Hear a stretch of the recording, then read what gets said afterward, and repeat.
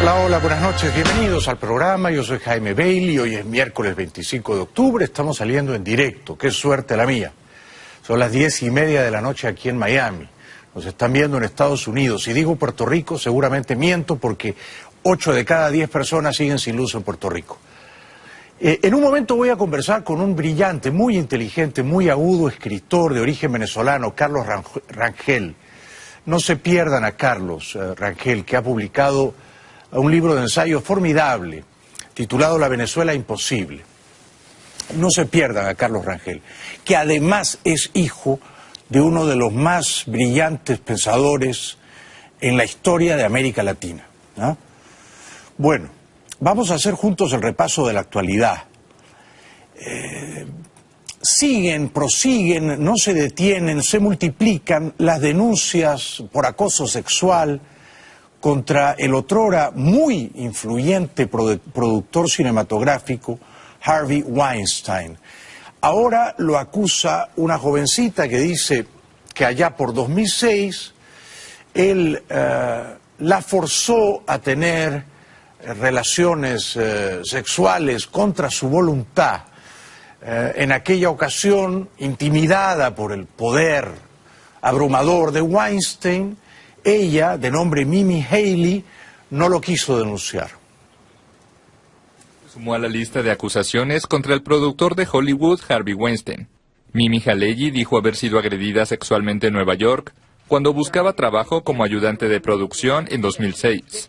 Según contó, en 2004 tuvo una entrevista de trabajo con Weinstein. Tras algunos minutos de conversación, él hizo insinuaciones pidiendo que le diera un masaje. Ella se negó y se retiró.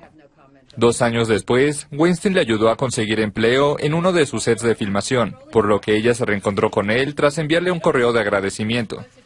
Al término de la reunión, el productor le dijo que lo acompañara a París a los desfiles de la moda. Ella se negó nuevamente. Él siguió enviando mensajes y llamándome, e incluso se apareció en el departamento donde yo me quedaba en East Village, 2 veces un día. Literalmente entró forzando la puerta, suplicándome que fuera con él a París. Haley logró que Weinstein saliera del departamento. Cuando él volvió de París, le propuso una cita en su casa que ella aceptó porque quería mantener buenas relaciones con él, y fue ahí donde la agredió sexualmente. Mimi cambió de carrera y no fue a la policía y no sabe si algún día lo hará. Su historia ilustra la dificultad de transformar muchas de estas declaraciones en denuncias válidas a ojos de la justicia. A pesar de que unas 50 mujeres han acusado al productor de acoso y agresiones sexuales que van hasta la violación. Qué tema terrible este, ¿no? Tema terrible. A mí nunca nadie me ha acosado sexualmente. Menos mal. He hecho una carrera mediocre en televisión, ¿no? Llevo más de 30 años fatigando el oficio de hablantín, pero nunca he tenido que bajarme los pantalones para mantenerme en antena. Cuando era niño sí, y en alguna casa de oración del Opus Dei, ciertos curitas me hicieron tocamientos indebidos, pero ya es tarde para contar estas cosas, ¿no? Bueno, a propósito de curitas, el Papa argentino, jesuita, filoperonista, dice, ojalá tenga razón, qué lindo sería, que sí, que hay un cielo. El paraíso no es un lugar de cuento ni un jardín encantado, sino que es el abrazo con Dios. Así lo defendió el Papa Francisco durante su catequesis en la audiencia general de los miércoles celebrada en la Plaza de San Pedro del Vaticano. El paraíso no es un lugar de cuento y tampoco un jardín encantado.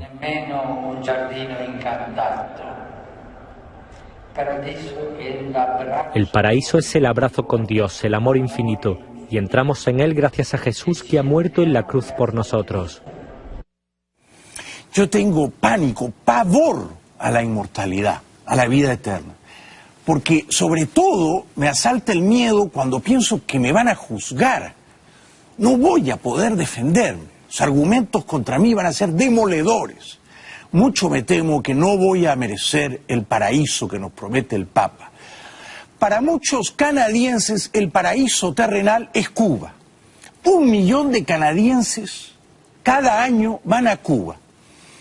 1 de cada 4 turistas que visitan Cuba, no sabía que esa era la proporción abrumadora, es de origen canadiense.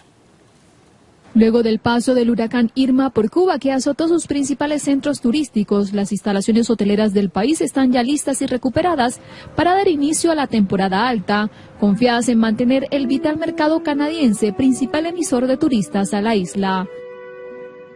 Y es que el turismo canadiense aporta en torno al 25% de los visitantes extranjeros, alrededor de 1 millón. Bueno, la gobernadora electa por el estado Táchira, una señora tanto odiosa, majadera ella, de nombre Lady Gómez, yo no la tenía en el radar, pertenece a Acción Democrática, el partido de Ramos Salub, trata ahora de limpiar su desdorada imagen y dice que ella se niega a irse al exilio porque desde Washington no podría gobernar Táchira. Aun cuando ello conlleve un elevado costo político, nosotros no nos vamos a distraer. Vamos a gobernar hacia el gobierno perturbe el ejercicio presupuestario y la función de gobierno. Ella tal vez confunde gritar con gobernar. Es altamente improbable que pueda gobernar nada, ¿eh? Incluso sospecho que su vida política errática es ya a estas alturas caótica e ingobernable. No va a poder gobernar nada y si pretende hacerlo seguramente van a sabotear sus intentos, sus afanes. Que se lo cuenten otros gobernadores opositores que han sido sistemáticamente boicoteados por la dictadura de Maduro y Cabello. Pero esta señora, que no ahorra por supuesto palabras para glorificarse, dice que el pueblo de Táchira la necesita desesperadamente. Políticos que plantearon irnos al asilo a la comunidad internacional para gobernar desde Washington. ¿Quiénes te plantearon eso? Bueno, existieron sectores políticos que ya el país los ha conocido a nivel nacional que lo han dicho, lo han ¿Partidos? ¿Qué replicado. partidos? Existieron sectores políticos. El gobernador del estado Zulia dijo que a pesar de que en su estado, a través de la consulta que hicimos todos, donde yo tengo la mía aquí, que está la consulta que hicimos en los sectores sociales de mi estado y de todos los estados de los gobernadores, el gobernador Juan Pablo Guanipa dijo que él también había consultado, porque eso había sido un acuerdo que hicimos los gobernadores el día jueves, día miércoles. Y él dijo que a pesar de que la mayoría de su estado le pedía que se juramentara y que asumiera el gobierno, la línea partidista del partido en el que él milita le había pedido que tomaran vías internacionales. Yo considero que es una utopía decir que podemos gobernar desde afuera en el asilo, porque sería lo mismo de decir que los magistrados que se nombraron, que hoy unos están presos y otros están en el asilo, están administrando la justicia de Venezuela. Yo considero, con todo respeto, señora Lady, primero que usted no es una lady, si lo fuera no se hubiera prostituido en esas elecciones regionales, y segundo que usted no va a poder gobernar ni afuera ni adentro, ni hablando, vociferando, ni callando. Usted simplemente cumple el triste papel de comparsa de Maduro. Le duela a quien le duela, ¿no? Bueno, el señor Guanipa, que ha quedado como un héroe, ¿no? Porque de los 5 gobernadores electos es el único que por lo menos tuvo la mínima dignidad de no hincarse de rodillas ante Delcy y su ilegítima constituyente, llega al Zulia y lo reciben, bueno, un puñado, ¿no?, de partidarios y apandillados, espero que no estimulados monetariamente, yo soy un poco cínico, lo reciben con grandes vítores en el aeropuerto.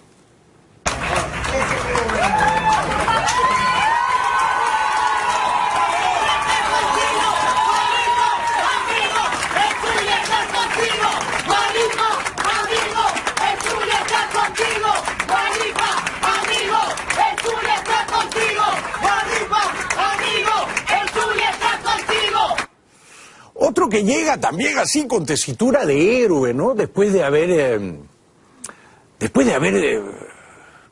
traicionado no solamente a los electores, ¿no?, pero también creo yo que a las decenas de personas que perdieron la vida en las protestas callejeras, que no querían esto, ¿no?, que la oposición terminara pactando de modo infame, innoble, oprobioso con la dictadura. Un tal Alfredo Díaz llega y engola la voz y dice que él ha hecho lo que le dictaba su conciencia. El día de ayer fue un día difícil en mi vida política, pero no obstante nosotros creemos y estamos seguros de que la decisión que tomamos es para pensar en el crecimiento y en el desarrollo de nuestro Estado Nueva Esparta y ver que nuestro pueblo mejore calidad de vida.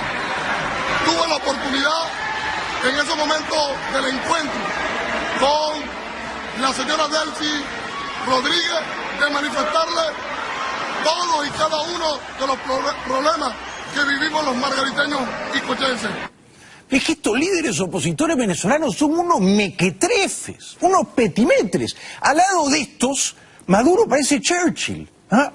Es increíble el daño que le han hecho a la causa opositora. Luego, para justificar la humillación que se infligió frente a Delcy primero y a Maduro después, visitándolos a ambos y dignificando a esos poderes espurios, este tal Díaz dice que fue un acto de humildad.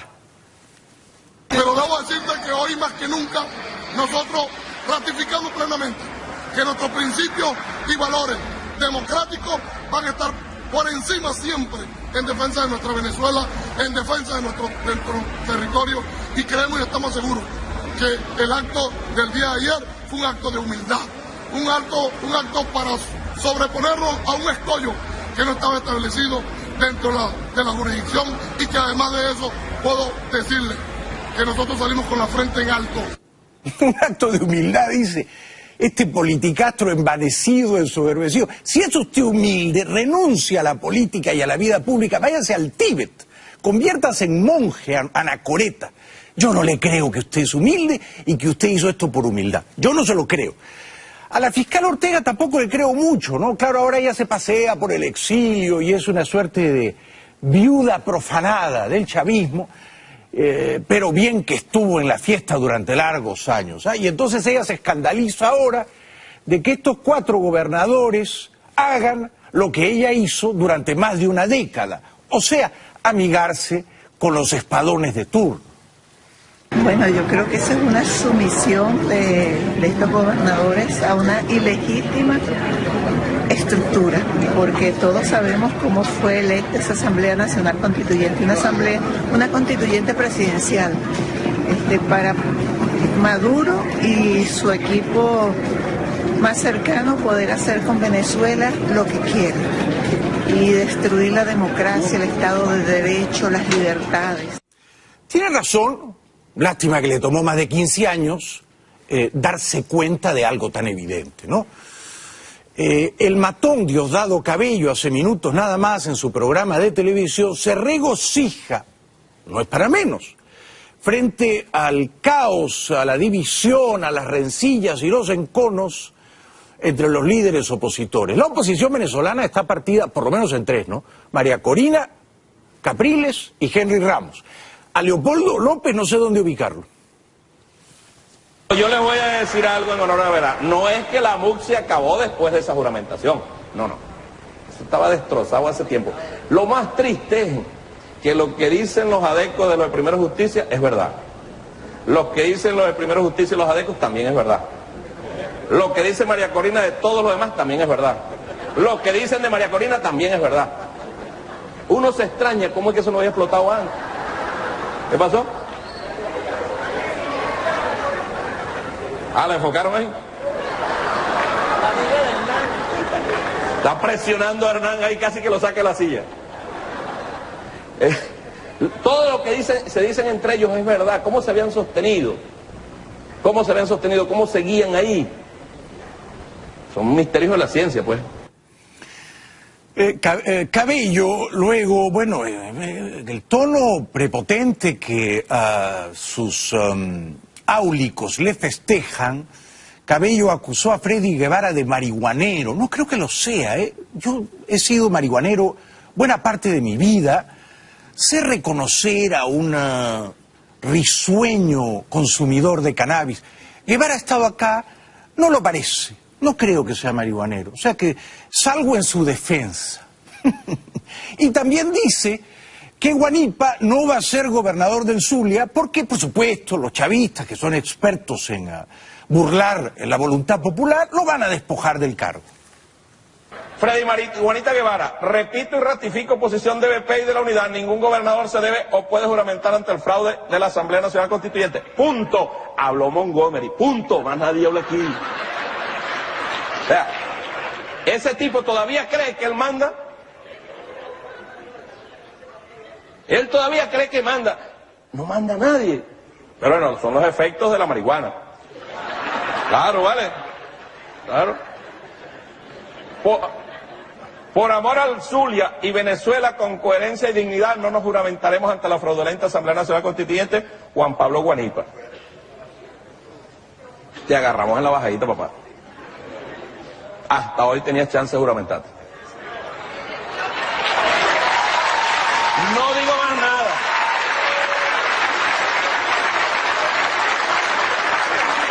No digo más nada porque no me compete. Bueno, tenemos que ir a la publicidad. Más adelante voy a conversar con un brillante, muy agudo, muy inteligente, ensayista, escritor de origen venezolano, Carlos J. Rangel, y su libro La Venezuela Imposible. No se lo pierdan. Bienvenidos de vuelta al programa. Estamos saliendo en directo. Ha venido esta noche don Carlos J. Rangel. Carlos Rangel es escritor, es de origen venezolano, vive aquí en la Florida y acaba de publicar un libro formidable para entender la complejidad de la crisis venezolana. Ahí está la portada, La Venezuela Imposible. Felicitaciones, es un gran trabajo. Gracias por estar aquí. Buenas noches, Carlos. Buenas noches, Jaime. Muchísimas gracias por invitarme. Es un placer estar aquí en este buenísimo programa que vemos con mucha frecuencia en la casa. Gracias. ¿Por qué el título? Es decir, ¿por qué Venezuela parece imposible? Esa es una pregunta que se hace todo el mundo, por supuesto, en cuanto ve el título del libro. Hay que entender que nosotros crecimos con el gran mito de la Venezuela posible. Digo que es un mito porque es la Venezuela que uno pensaba que podía realizarse a través del esfuerzo y el trabajo, que eventualmente tendríamos un Estado de Derecho, igualdad de oportunidades, un país en vías de desarrollo que iba a ser posible.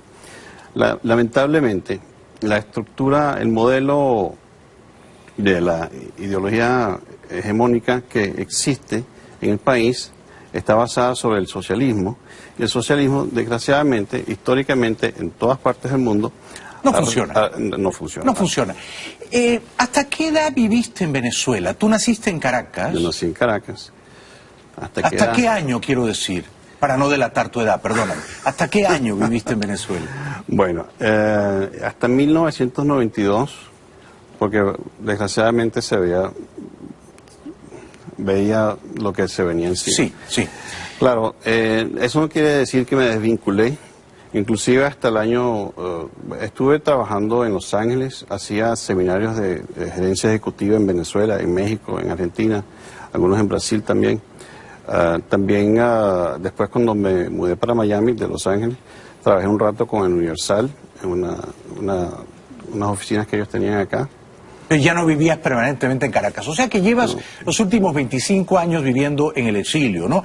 Ahora, el libro recoge unas cartas que tú le envías desde Caracas a tu esposa, que está en UCLA, en Los Ángeles, a pocos días del golpe fallido de Chávez, ¿no? Y ya tú entonces llamabas a Chávez bárbaro y cobarde, más o menos, o sea que... No, más o menos no, exactamente. Usas esos dos adjetivos, ¿no? En esas cartas. ¿En qué momento se empieza a arruinar, estropear Venezuela?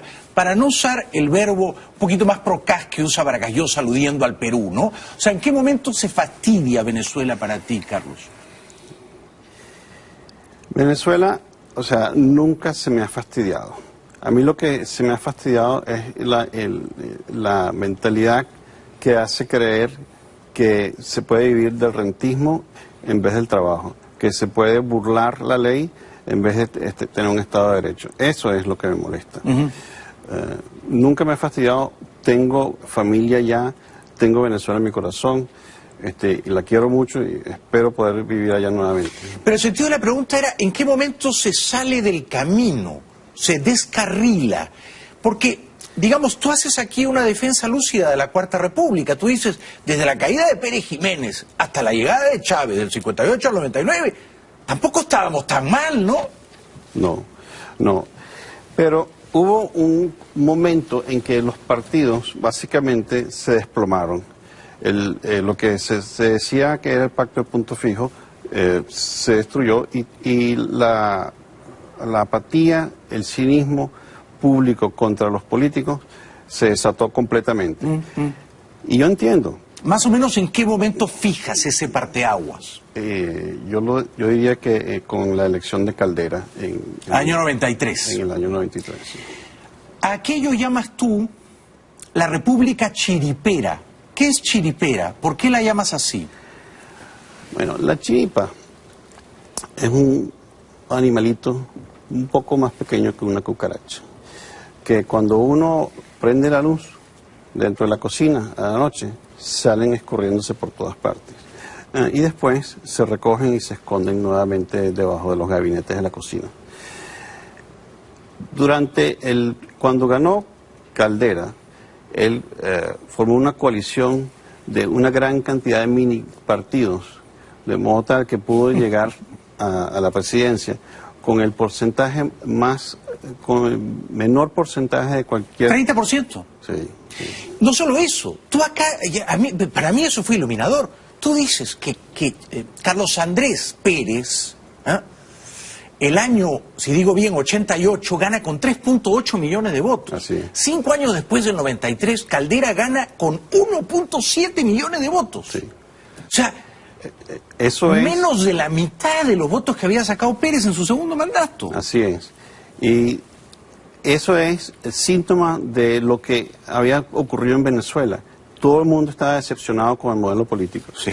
Al estar decepcionado con el modelo político, lo que ocurre es que, bueno, Caldera suelta a Chávez, le hace lo que se llama sobreseimiento de la causa, que significa que, bueno, aquí no ha pasado nada. Sí, le da como una amnistía, lo indulta. Exactamente. Bueno, no lo indulta porque es que nunca llegó a juicio, simplemente se le retiraron los cargos. Sí. Se retiraron los cargos. La única penalidad que tuvo fue que tuvo que salirse del ejército, cosa que no le gustó mucho, evidentemente, porque siempre se vestía a lo militar. Lo que ocurre entonces es que todos los partidos están tan, como decía Diosdado, todo el mundo se echa la culpa el uno al otro. María Codina le dice a no sé quién y tiene razón, y Enrique Capriles le dice a no sé quién, sapos y culebras al otro y también tiene razón. Lo que pasa es que no dijo que todo lo que dicen acerca de PSV también es cierto. Claro. Esa parte de la calle. Pero entonces República Chiripera porque eran un montón de pequeños partidos cobijados alrededor de Caldera. Y la masa electoral fue tan pequeña que logró llegar a la presidencia. Sí. Pero con una coalición sumamente débil, con un mandato sumamente débil, porque nadie creía pues ya en los partidos tradicionales. Sale Chávez y prácticamente le habían hecho campaña todos los otros, hablando acerca de las maravillas del cambio de modelo que quería hacer. Él venía con la credibilidad de una persona que había tratado de destruir el gobierno existente y con la promesa de que iba a cambiar a Venezuela. Cosa que por supuesto no hizo. Lo que hizo fue agarrar el mismo modelo, le dio vueltas y lo explotó hasta la enésima potencia. O sea que chiripera quiere decir una especie de reunión furtiva de pequeños bichos o insectos. ¿Sí he entendido bien? Exactamente. Porque en Perú se dice otra cosa. ¿Eh? En Perú se dice, ese equipo ganó de chiripa, o sea, por azar, de suerte. Sí, esa expresión también se utiliza, pero en el sentido de chiripero, el chiripero era la cantidad de grupúsculos que se unieron para... Chávez, sin embargo, el 98 saca menos votos contados 1 a 1 que 10 años antes Carlos Andrés Pérez también. Efectivamente. ¿Por qué? ¿Qué revela eso? El registro electoral era aún mayor que los 10 años antes. Había más electores. Había más electores. Si uno hace la matemática, de vez en cuando yo la hago, aparentemente esa no la hacen en el CNN. No. Chávez fue electo con alrededor de 32% de los votos de los electores. Sí. Un tercio. Solo un tercio. Un tercio del electorado. O sea que hubo mucha abstención. Hubo abstención, hubo muchísima abstención, más del 60%. ¿Tú votaste ese año 98? En esa elección. Ya estabas fuera. Sí, ya estaba fuera. ¿Por quién hubieras votado? ¿Por quién hubiese votado? ¿Por Salas Romer o no te...? Por Salas Romer, por supuesto. Sí, claro, claro. Por Salas Romer, porque... O a lo mejor Irene Sáez. Sí. No, Salas Romer, en serio. ¿Y por qué a Caldera lo llamas soberbio? ¿Caldera se equivocó al dejar en libertad a Chávez? Él dice que no haber soltado a Chávez hubiese sido una injusticia porque prácticamente todos los demás conspiradores ya los habían soltado. Entonces que él no iba a dejar a un solo preso de una gran banda de criminales que estaban ahí. Yo sí creo que no fue tanto que se equivocó, sino que le dio demasiado poder. Dejaron que Chávez se apoderara del país porque él ofrecía una alternativa a los partidos tradicionales. Él simplemente se montó en ese caballo y llegó al poder, y cuando llegó al poder hizo lo que le dio la gana igualito, mantuvo el capitalismo de Estado, lo acrecentó y lo que hizo fue una sustitución de élites. Tenemos que ir a la publicidad. Después de la pausa te voy a preguntar, ¿cómo explicas lo que ha hecho la oposición venezolana en estas últimas semanas? Participar de unas elecciones que previsiblemente serían fraudulentas, luego dividirse, y si te identificas con alguno de los líderes opositores de tu país, Venezuela. Bueno, el brillante escritor, ensayista venezolano, residente aquí en la Florida, Carlos Rangel, nos visita esta noche. Está comentando su último libro, La Venezuela Imposible, que está en librerías y está en Amazon, ¿no, Carlos? Sí. Está en Amazon. Bueno, ¿tú admiras a algún líder opositor venezolano actualmente? Hay una persona que me parece que ha sido sumamente clara, sumamente diáfana y consecuente con lo que está ocurriendo en Venezuela. Me parece que esta persona verdaderamente, si uno se pone a ver, es la que se ha levantado contra el régimen desde hace tiempo, inclusive la cayeron a trompadas en el Congreso, la expulsaron, ha estado bombardeada por bombas lacrimógenas. Es María Corina Machado. María Corina, comparto tu opinión. ¿Qué piensas de Capriles? Capriles es un político que ha sido muy sagaz, ha sido muy capaz y ha llegado a donde ha llegado porque tiene una visión clara también acerca de lo que hay que hacer. Ahora, hay que entender un poquito lo que es la MUD. La MUD es una coalición de intereses que lo que está interesada es en cambiar el régimen y el sistema electoral. Es una agrupación de partidos, cada quien tiene su interés por aquí y por allá. Cuando hablan acerca de la MUD como que si fuese un partido, eso fue la semillita que le puso, yo creo, Henry Ramos, que trató de utilizar la MUD como que si fuese un partido, en vez de mantener claro el objetivo de tratar de salir del régimen. ¿Cuál es tu opinión de Henry Ramos? Yo entiendo que todo político tiene que ser ambicioso. Lo que no me parece es que debería ser traicionero. Y eso es lo que me parece que ha sucedido. ¿Por qué crees que ha sido traicionero? Porque bueno, es más, como sabes bien, Enrique Capriles ayer detalló las razones por las cuales, por ejemplo, la Asamblea Nacional ha sido incapaz de hacer cosas tan sencillas como como nombrar un nuevo CNE, como pasar la ley contra los presos políticos, cosas así que ocurrieron desde dentro de la misma Asamblea. Ramos dice que las críticas de Capriles son injustas y que lo critican porque Adeco ha sacado 4 gobernadores y Primero Justicia solo 1. Pero en el fondo de la cuestión da la impresión de que ambos quieren ser presidentes. Bueno, como digo, la ambición, o sea, no se le puede culpar, no se le puede echar en cara a un político. Eso es lo que quieren hacer. Eso está perfectamente justificado. Eso no es un pecado. ¿Pero fue un acierto que participaran de las elecciones regionales del pasado 15 de octubre? Yo sé que tú no estás de acuerdo. Yo sí, estoy de acuerdo con que se hicieran las elecciones, pero no tanto lo que se hizo. Para mí, todos esos gobernadores, bueno, los 4 gobernadores ni se diga, esos son... ¿Cómo es posible que hayan hecho eso? ¿Cómo es posible que se hayan presentado ante la Asamblea Nacional? Yo escribí un artículo al respecto en donde decía que eso era lo último que yo me esperaba de ellos. Porque eso, lo que tenía que hacer la elección era, bueno, la elección, como dice una muy querida amiga mía y prima, Beatriz Rangel, era para la oposición una proposición pierde-pierde. No había posibilidad de que, si no participaba, perdía la oposición. Si participaba, perdía la oposición. La única solución que había ante ese planteamiento que le puso el salamero del régimen era documentar extensivamente lo que estaba ocurriendo y no aceptar el resultado, aun si ganasen, porque esa elección era un fraude telegrafiado. Lo que tenía que hacerse era demostrar el fraude para deslegitimizar completamente el CNE, nombrar el nuevo CNE y convocar unas elecciones con un nuevo CNE. Bueno, yo no comparto tu análisis. Yo sí creo que fue un error participar de esas elecciones.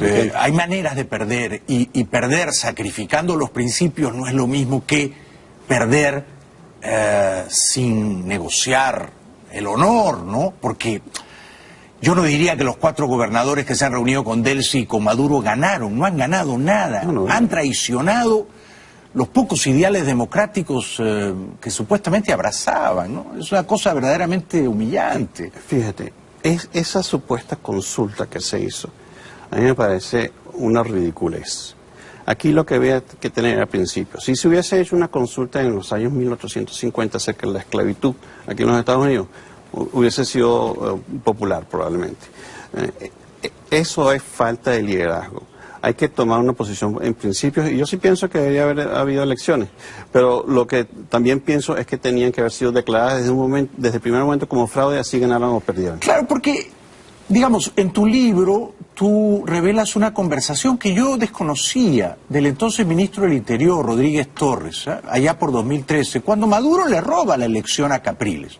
Oficialmente se la adjudican a Maduro por una diferencia de 240, 250 mil votos. A mí me dijo Capriles en Bogotá, Maduro se robó más o menos 400, 500 mil votos, y me lo dijo en televisión. Sí. Tú citas en tu libro a Rodríguez Torres diciendo, vale, sí, añadimos, me gustó el verbo, ¿no? Añadimos 350 mil votos a Maduro. Si él, en el conteo oficial, gana por 250 mil, y Rodríguez Torres, que era ministro del Interior, dice que se robaron 350 mil votos, es que Capriles ganó la elección. De modo que, por lo menos desde 2013, están haciendo fraudes. ¿No? Desde antes. Y desde antes. Desde antes. Entonces, ¿cómo se justifica participar de una elección si tú sabes que te la van a robar? Tú tienes que crear un cuerpo político, un cuerpo civil, tú tienes que crear una conciencia ciudadana. Lo más importante de una democracia no es contar votos, es crear ciudadanos. Claro. Y tú solamente puedes crear ciudadanos asegurándose de que, bueno, que tengan todas las armas para ser ciudadanos. Tienen el voto, la protesta, la queja, la sociedad civil, las agrupaciones civiles, todo eso hay que permitirlo. O sea, todo eso hay que luchar por ello, porque por la democracia nadie permite nada, todo el mundo hay que luchar. Pero si los votos te los van a robar, entonces la protesta ciudadana, la rebeldía cívica, consiste precisamente en no votar.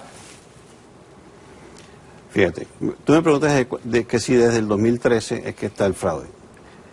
El voto para la Asamblea Constituyente de 1999, nuevamente, alrededor de un tercio del electorado votó a favor de esa asamblea. Los delegados a esa asamblea obtuvieron el 67% de los votos emitidos. El 67%. La asamblea fue constituida por 95% de partidarios en gobierno. O sea, ya desde entonces estaban manipulando el sistema electoral para hacer lo que les daba la gana. Claro, claro. Pero, Carlos, lo que no encuentro es consistencia en tu posición. O sea, si tú admiras a María Corina Machado, María Corina dijo, no vayamos a votar el 15 de octubre. Tú la admiras. Tú, por otro lado, dices, no, el fraude no es desde 2013, es desde mucho antes. Tienes razón. Smartmatic lo ha dicho también. Era la empresa que contaba los votos. Y sin embargo tú dices que sí había que ir a votar el 15 de octubre. Entonces, ¿cómo conciliar todas esas posiciones en una? Porque, ¿qué es lo que le convenía al gobierno?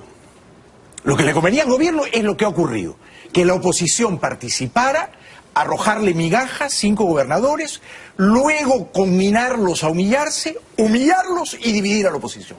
El gobierno ganó en toda la línea. Bueno, es lo que te digo, era una proposición pierde-pierde, no importaba lo que sea. No era lo mismo perder diciendo no participamos. Hacer lo mismo que hicieron frente a la constituyente de fines de julio. No participamos. Todos los constituyentes son de ustedes, todos los gobernadores son de ustedes. Era una manera honrosa de perder. Estoy en desacuerdo. Sin embargo... admiras a María Corina. ¿Ah? Por supuesto que sí, porque... Pero María Corina estuvo en desacuerdo con ir a votar. Bueno, y me parece muy bien, y me parece importante que hubiese gente en desacuerdo, y me parece más importante que hubiese gente que lo dijera en voz alta, duro, que todo el mundo les escuchara. Lo que no me parece bien es la gente que se quedó en la casa dándose vueltas con los pulgares. No es quedándose dándose vueltas los pulgares, es gente que se queda en la casa como una manera de protestar. Porque mira cómo ha terminado la charada. Si tú dices, había que postular gobernadores, había que ir a votar, pero es que mira cómo ha terminado el sainete. Bueno. Maduro y Cabello han salido fortalecidos. Fue un error de cálculo político y me sorprende que tú lo apruebes. Yo lo que apruebo es que existe democracia, aunque sea elecciones amañadas. Fíjate que... Que exista democracia, dicho. Fíjate, por ejemplo, en las Filipinas... Que exista democracia, dicho. Eso no es democracia, por favor. Fíjate en las Filipinas lo que ocurrió. En las Filipinas hubo un voto que lo que llamaron... No me lleves a pasear con Duterte, no me hagas eso, no me hagas eso. Tú eres listo, yo no soy tan tonto. Estamos hablando de Venezuela, no de Duterte, ni de Ferdinand Marcos, ni de la viuda de Marcos. Yo lo que creo es que en tu posición hay un montón de chiripas juntas, ¿ah? Y no todas las chiripas están de acuerdo, ¿me explico? Y yo lo que creo es que si tú vivías en Caracas y yo también, ni tú ni yo hubiéramos ido a votar, ni tú ni yo. Y ni tú ni yo hubiéramos sido candidatos a gobernadores, porque hubiéramos tenido la mínima coherencia moral de decir, si me van a meter la mano y me van a robar la elección, yo no me presto a ello. Mi posición era que sí debería haber votos, pero que el voto debería ser nulo. ¿Tú hubieras ido a votar? Hubiese votado nulo. Ok, es una manera de protestar. Tenemos que ir a la publicidad y nos vamos a sosegar. Me quedan muy pocos minutos con Carlos Rangel, que es un brillantísimo ensayista, ¿no? Y yo quería preguntarte por tu padre. Todos los que hemos leído del buen salvaje al buen revolucionario sabemos que tu padre fue un visionario, un pensador de una lucidez salvaje, ¿no? Que se adelantó a su tiempo. ¿Qué edad tenías tú cuando tu papá se quitó la vida, Carlos? 27. ¿27 años? 27, 28 por ahí, sí. No, más, 32. ¿Tuviste una buena relación con él? ¿Fueron amigos? Por supuesto que sí. Éramos muy cercanos. Éramos muy cercanos. ¿Vivías con él? Yo lo vi, no, yo ya estaba casado, o sea, bueno, no estaba, desde pequeño viví con él durante mucho tiempo. Después él se casó en segundas nupcias con Sofía y nos veíamos con mucha frecuencia. Yo viví un tiempo aquí haciendo carrera en universitaria. Regresé a Venezuela y trabajábamos en unas oficinas una al lado de la otra, entonces lo veía prácticamente todos los días. ¿Te sorprendió su muerte? ¿Te sorprendió que se quitara la vida? Por supuesto, es un shock que inevitable. ¿Crees que te cambió la vida? ¿Cómo te afectó? Bueno, sí, ante una muerte así, inesperada, uno piensa, bueno, se acabó la historia aquí, se acabó el cuento, se acabó. Pero uno tiene que seguir para adelante. Pues. ¿Te hubiera gustado tener la oportunidad de despedirte de él? Por supuesto, por supuesto. Pero una despedida un poco menos. La última vez que lo vi justamente, yo estaba caminando por la calle y él da la casualidad que estaba en un carro al lado y nos saludamos y todo bien. Y pocos días después tomó su decisión fatídica. ¿Qué edad tenía él? 58. Era joven. Por supuesto que era joven. ¿Cómo lo recuerdas? ¿Cómo eliges recordarlo? ¿Qué fue lo más valioso que él te enseñó? Él me enseñó a pensar. Eso fue lo que me enseñó más.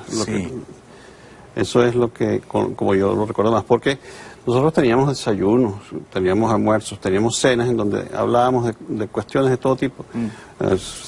Sacábamos un tema del día y lo discutíamos. Yo pensaba que eso era lo más normal de este mundo, pero resulta que después me enteré que no, que eso no sucede en todas las casas del mundo. Es muy infrecuente, es muy infrecuente. Eres un digno hijo de tu padre, brillantísimo intelectual. He disfrutado mucho de tu libro, La Venezuela Imposible. Lo recomiendo con entusiasmo para entender la gravedad de la crisis venezolana. Vuelve pronto, por favor, querido Carlos Rangel. ¿Cómo no? Muchas gracias por visitarnos. Muchas gracias a ti por invitarme. Hasta pronto. La Venezuela Imposible. No dejen de leerlo, ¿eh? Regresamos después de la pausa. Para terminar, Carlos Rangel me ha traído de regalo esta pequeña obra de arte de su hermana Magdalena Rangel. Gracias, Magdalena, que está en San Francisco. Muchas gracias de corazón. Se titula Más abajo pisó Bolívar. Muchísimas gracias a Magdalena Rangel, a Carlos. Las hoteleras del país están ya listas y recuperadas para dar inicio a la temporada alta, confiadas en mantener el vital mercado canadiense, principal emisor de turistas a la isla. Y es que el turismo canadiense aporta en torno al 25% de los visitantes extranjeros, alrededor de 1 millón. Bueno, la gobernadora electa por el estado Táchira, una señora tanto odiosa, majadera ella, de nombre Lady Gómez, yo no la tenía en el radar, pertenece a Acción Democrática, el partido de Ramos Salub, trata ahora de limpiar su desdorada imagen y dice que ella se niega a irse al exilio porque desde Washington no podría gobernar Táchira. Aun cuando ello conlleve un elevado costo político, nosotros no nos vamos a distraer. Vamos a gobernar así el gobierno perturbe el ejercicio presupuestario y la función de gobierno. Ella tal vez confunde gritar con gobernar. Es altamente improbable que pueda gobernar nada, ¿eh? Incluso sospecho que su vida política errática es ya a estas alturas caótica e ingobernable. No va a poder gobernar nada y si pretende hacerlo seguramente van a sabotear sus intentos, sus afanes.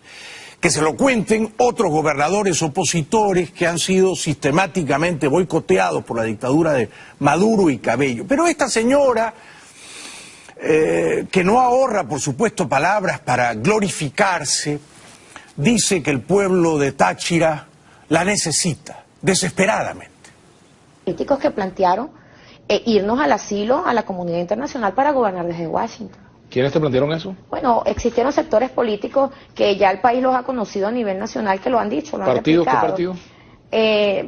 Existieron sectores políticos. El gobernador del estado Zulia dijo que a pesar de que en su estado, a través de la consulta que hicimos todos, donde yo tengo la mía aquí, que está la consulta que hicimos en los sectores sociales de mi estado y de todos los estados de los gobernadores, el gobernador Juan Pablo Guanipa dijo que él también había consultado, porque eso había sido un acuerdo que hicimos los gobernadores el día jueves, día miércoles. Y él dijo que a pesar de que la mayoría de su estado le pedía que se juramentara y que asumiera el gobierno, la línea partidista del partido en el que él milita le había pedido que tomaran vías internacionales.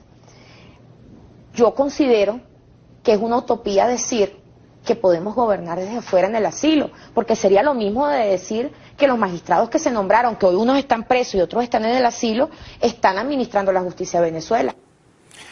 Yo considero, con todo respeto, señora Lady, primero que usted no es una lady, si lo fuera no se hubiera prostituido en esas elecciones regionales, y segundo que usted no va a poder gobernar ni afuera ni adentro, ni hablando, vociferando, ni callando.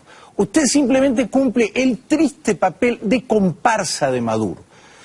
Le duela a quien le duela, ¿no? Bueno, el señor Guanipa, que ha quedado como un héroe, ¿no?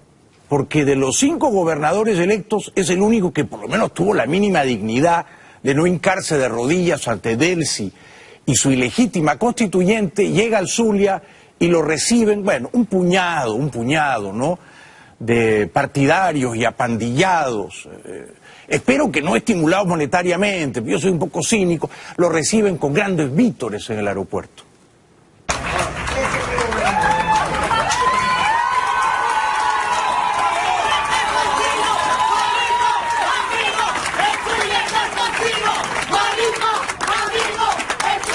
¡Contigo!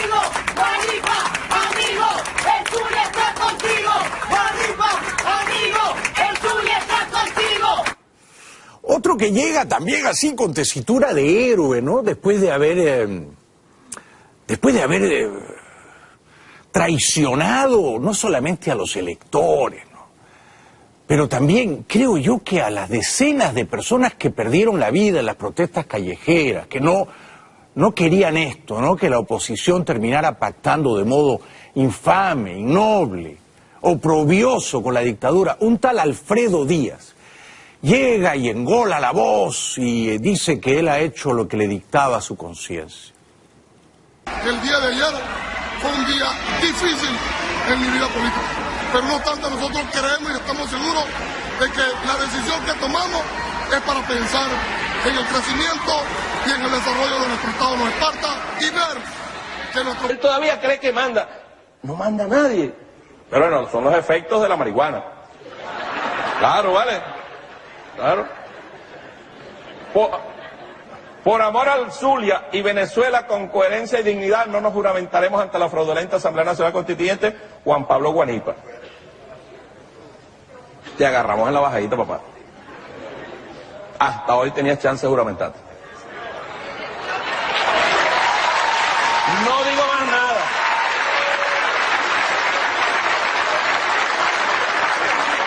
No digo más nada porque no me compete. Bueno, tenemos que ir a la publicidad. Más adelante voy a conversar con un brillante, muy agudo, muy inteligente, ensayista, escritor de origen venezolano, Carlos J. Rangel, y su libro La Venezuela Imposible. No se lo pierdan. Bienvenidos de vuelta al programa. Estamos saliendo en directo. Ha venido esta noche don Carlos J. Rangel.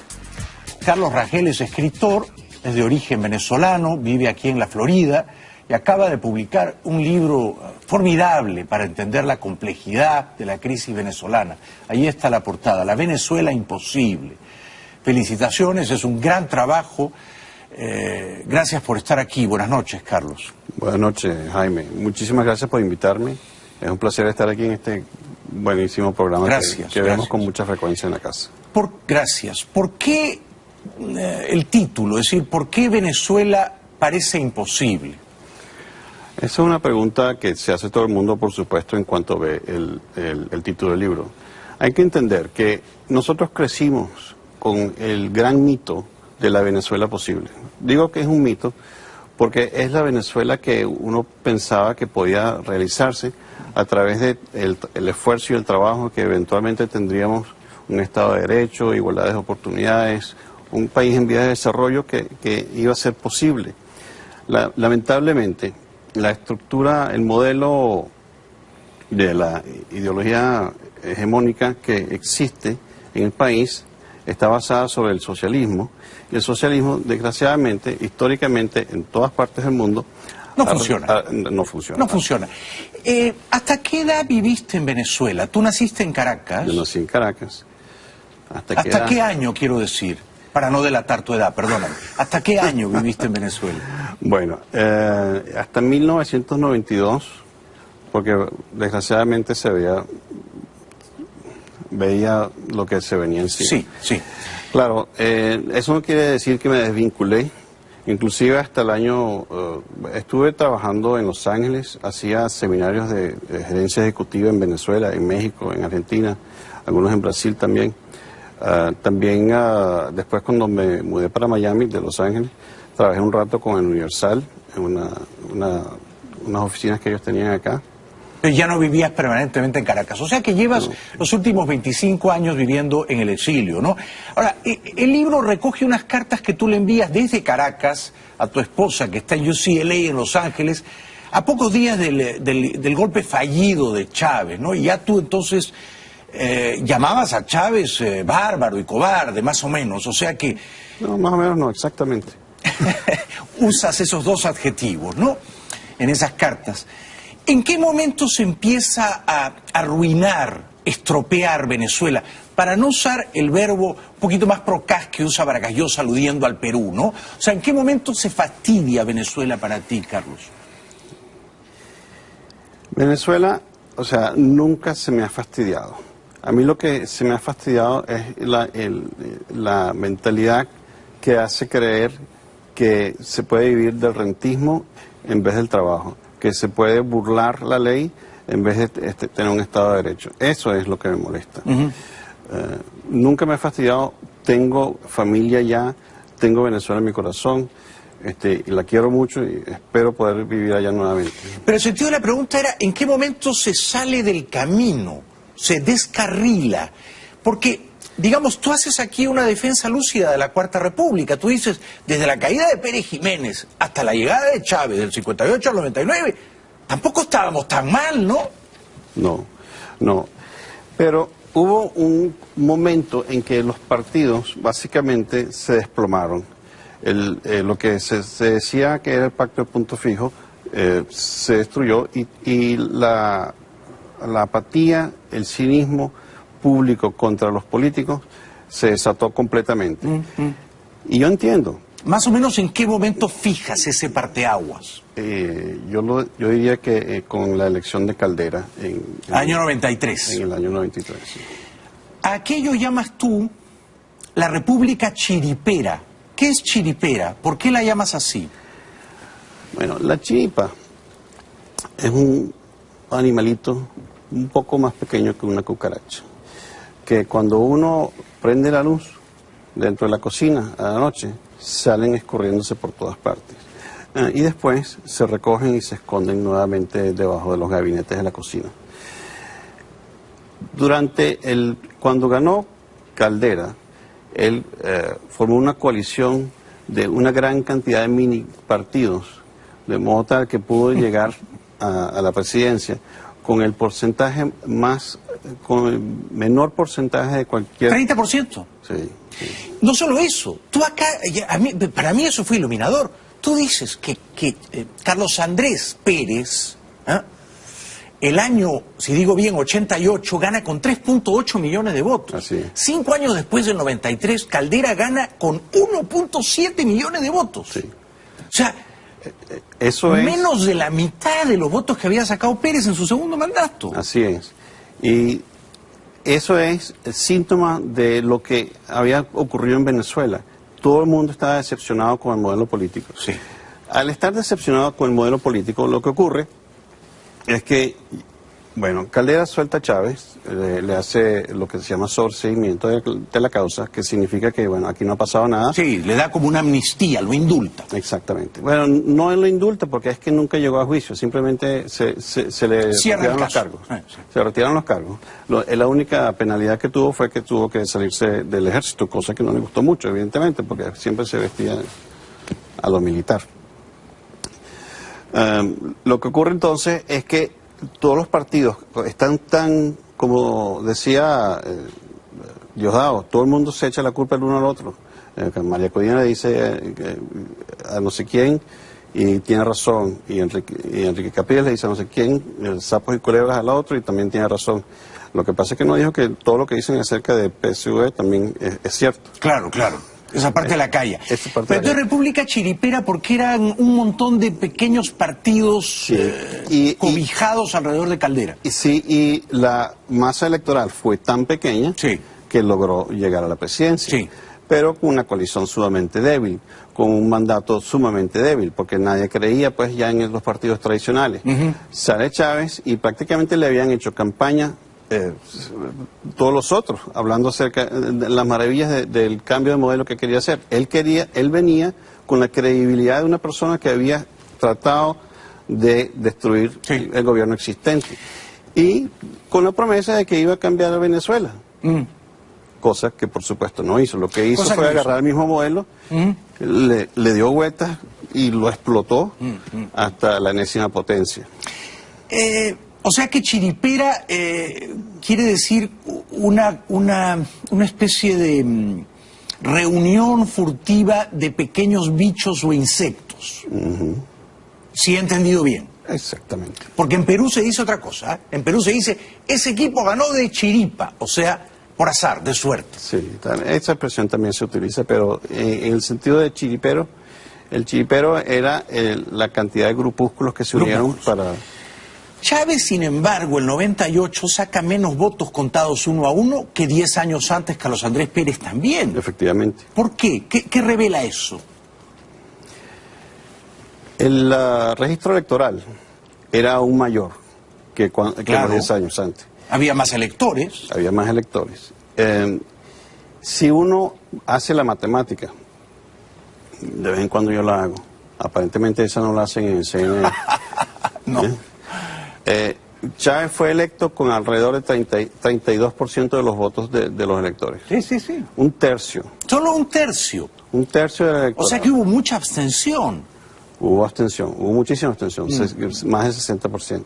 ¿Tú votaste ese En año esa elección 98? no, en esa elección Ya no. estabas fuera. Sí, ya estaba fuera.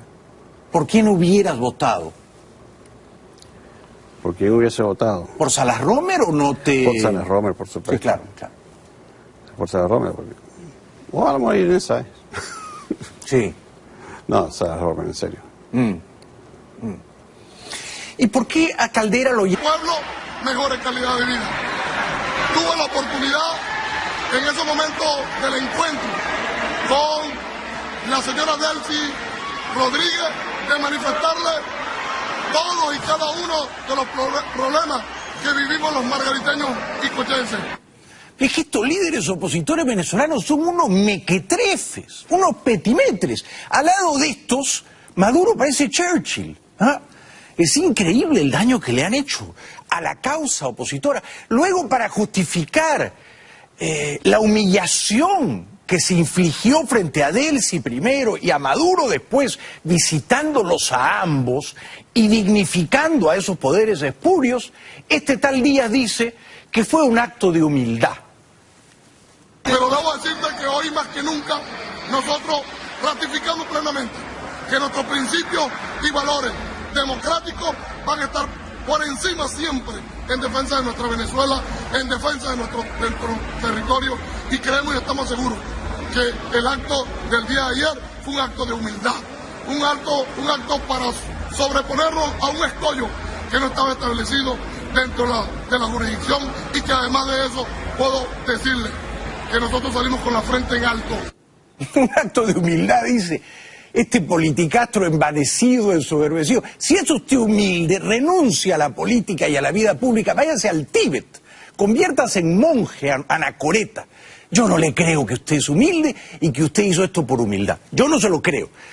A la fiscal Ortega tampoco le creo mucho, ¿no? Claro, ahora ella se pasea por el exilio y es una suerte de viuda profanada del chavismo, pero bien que estuvo en la fiesta durante largos años. Y entonces ella se escandaliza ahora de que estos 4 gobernadores hagan lo que ella hizo durante más de una década, o sea, amigarse con los espadones de turno. Bueno, yo creo que esa es una sumisión de estos gobernadores a una ilegítima estructura, porque todos sabemos cómo fue electa esa Asamblea Nacional Constituyente, una constituyente presidencial, para Maduro y su equipo más cercano poder hacer con Venezuela lo que quieren y destruir la democracia, el Estado de Derecho, las libertades. Tiene razón, lástima que le tomó más de 15 años darse cuenta de algo tan evidente, ¿no?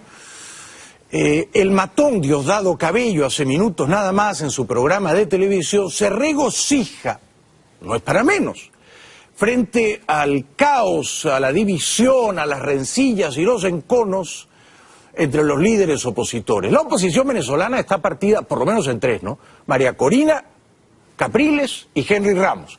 A Leopoldo López no sé dónde ubicarlo. Yo les voy a decir algo en honor a la verdad. No es que la MUC se acabó después de esa juramentación. No, no. Eso estaba destrozado hace tiempo. Lo más triste es que lo que dicen los adecos de los de Primero Justicia es verdad. Lo que dicen los de Primero Justicia y los adecos también es verdad. Lo que dice María Corina de todos los demás también es verdad. Lo que dicen de María Corina también es verdad. Uno se extraña cómo es que eso no había explotado antes. ¿Qué pasó? ¿La enfocaron ahí? Está presionando a Hernán ahí, casi que lo saque de la silla. Todo lo que se dicen entre ellos es verdad. ¿Cómo se habían sostenido? ¿Cómo se habían sostenido? ¿Cómo seguían ahí? Son misterios de la ciencia, pues. Cabello, luego, bueno, el tono prepotente que sus áulicos le festejan, Cabello acusó a Freddy Guevara de marihuanero. No creo que lo sea, ¿eh? Yo he sido marihuanero buena parte de mi vida. Sé reconocer a un risueño consumidor de cannabis. Guevara ha estado acá, no lo parece. No creo que sea marihuanero, o sea que salgo en su defensa. Y también dice que Guanipa no va a ser gobernador del Zulia porque, por supuesto, los chavistas, que son expertos en burlar la voluntad popular, lo van a despojar del cargo. Freddy Juanita Guevara, repito y ratifico posición de BP y de la unidad. Ningún gobernador se debe o puede juramentar ante el fraude de la Asamblea Nacional Constituyente. Punto. Habló Montgomery. Punto. Más nadie habla aquí. O sea, ese tipo todavía cree que él manda. Hola, hola, buenas noches, bienvenidos al programa, yo soy Jaime Bailey, hoy es miércoles 25 de octubre, estamos saliendo en directo, qué suerte la mía. Son las 10:30 de la noche aquí en Miami, nos están viendo en Estados Unidos, si digo Puerto Rico seguramente miento porque 8 de cada 10 personas siguen sin luz en Puerto Rico. En un momento voy a conversar con un brillante, muy inteligente, muy agudo escritor de origen venezolano, Carlos Rangel. No se pierdan a Carlos Rangel, que ha publicado un libro de ensayo formidable, titulado La Venezuela Imposible. No se pierdan a Carlos Rangel, que además es hijo de uno de los más brillantes pensadores en la historia de América Latina, ¿no? Bueno, vamos a hacer juntos el repaso de la actualidad. Prosiguen, no se detienen, se multiplican las denuncias por acoso sexual contra el otrora muy influyente productor cinematográfico Harvey Weinstein. Ahora lo acusa una jovencita que dice que allá por 2006 él la forzó a tener relaciones sexuales contra su voluntad. En aquella ocasión, intimidada por el poder abrumador de Weinstein, ella, de nombre Mimi Haley, no lo quiso denunciar. Sumó a la lista de acusaciones contra el productor de Hollywood, Harvey Weinstein. Mimi Haley dijo haber sido agredida sexualmente en Nueva York cuando buscaba trabajo como ayudante de producción en 2006. Según contó, en 2004 tuvo una entrevista de trabajo con Weinstein. Tras algunos minutos de conversación, él hizo insinuaciones pidiendo que le diera un masaje. Ella se negó y se retiró. 2 años después, Weinstein le ayudó a conseguir empleo en uno de sus sets de filmación, por lo que ella se reencontró con él tras enviarle un correo de agradecimiento. Al término de la reunión, el productor le dijo que lo acompañará a París a los desfiles de la moda. Ella se negó nuevamente. Él siguió enviando mensajes y llamándome, e incluso se apareció en el departamento donde yo me quedaba en East Village, 2 veces un día. Literalmente entró forzando la puerta, suplicándome que fuera con él a París. Haley logró que Weinstein saliera del departamento. Cuando él volvió de París, le propuso una cita en su casa que ella aceptó porque quería mantener buenas relaciones con él, y fue ahí donde la agredió sexualmente. Mimi cambió de carrera y no fue a la policía y no sabe si algún día lo hará. Su historia ilustra la dificultad de transformar muchas de estas declaraciones en denuncias válidas a ojos de la justicia, a pesar de que unas 50 mujeres han acusado al productor de acoso y agresiones sexuales que van hasta la violación. Qué tema terrible este, ¿no? Tema terrible. A mí nunca nadie me ha acosado sexualmente. Menos mal. He hecho una carrera mediocre en televisión, ¿no? Llevo más de 30 años fatigando el oficio de hablantín, pero nunca he tenido que bajarme los pantalones para mantenerme en antena. Cuando era niño sí, y en alguna casa de oración del Opus Dei, ciertos curitas me hicieron tocamientos indebidos, pero ya es tarde para contar estas cosas, ¿no? Bueno, a propósito de curitas, el Papa argentino, jesuita, filoperonista, dice, ojalá tenga razón, qué lindo sería, que sí, que hay un cielo. El paraíso no es un lugar de cuento ni un jardín encantado, sino que es el abrazo con Dios.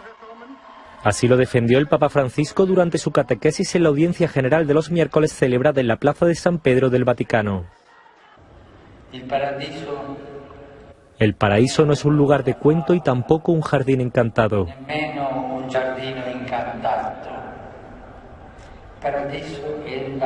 El paraíso es el abrazo con Dios, el amor infinito, y entramos en él gracias a Jesús que ha muerto en la cruz por nosotros.